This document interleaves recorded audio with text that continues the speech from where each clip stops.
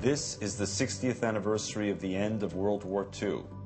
While history records the epic battles that ultimately brought fanaticism to its knees, there were other moments that should not go unremembered. This is one of them.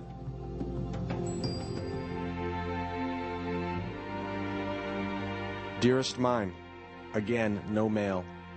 A bit of excitement.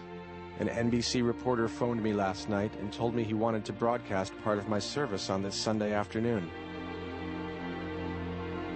Captain Sidney Lefkowitz was now advancing with his unit into Germany. Earlier he had landed on Omaha Beach, was at the Battle of Saint-Lô, and would soon serve at the Battle of the Bulge. Captain Sidney Lefkowitz, winner of the Bronze Star for Valor, U.S. Army chaplain. Rabbi.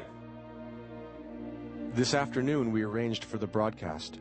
The reporter promised to have NBC advise you so that you could tune in. Therefore, unless atmospheric conditions interfere, you'll be hearing me on Sunday. Yours, Sidney. The first Jewish service broadcast on Nazi soil for soldiers of the advancing Allied armies. A Jewish service held near the site of a destroyed synagogue, broadcast to all of America.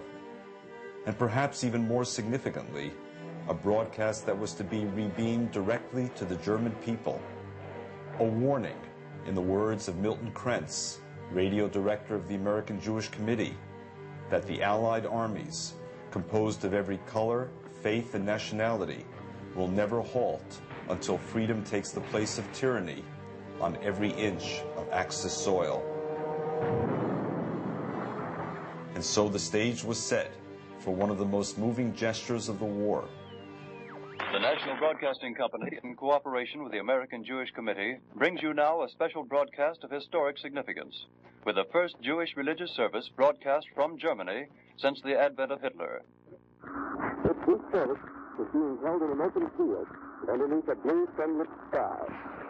To hear the sound of artillery guns, because the front line is not far from where we are.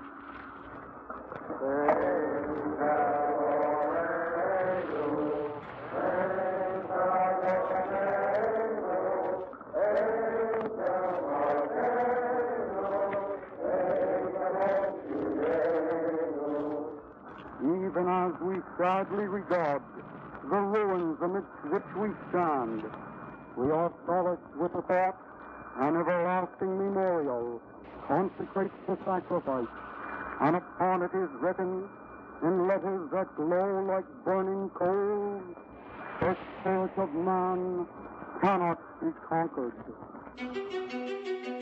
The importance of the service at Aachen was apparent to everyone. The U.S. Army dispatched photographers to cover the event. AP, UPI, and Acme Pictures were also present. And while Rabbi Lefkowitz conducted the service, he was not the only one to speak. There, in a show of unity and faith, were two other Army chaplains. Torture and death, imposed upon the Jews of Germany, have failed miserably in their real purpose. Nazism was never really able to crush the heart of man and then remove his longing for God.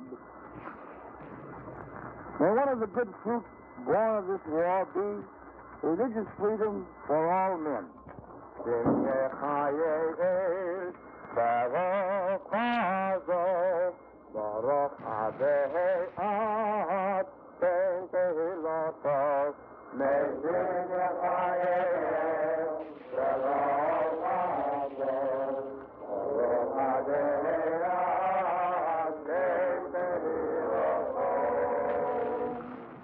You have just heard a special broadcast of historic significance presented by the National Broadcasting Company in cooperation with the American Jewish Committee.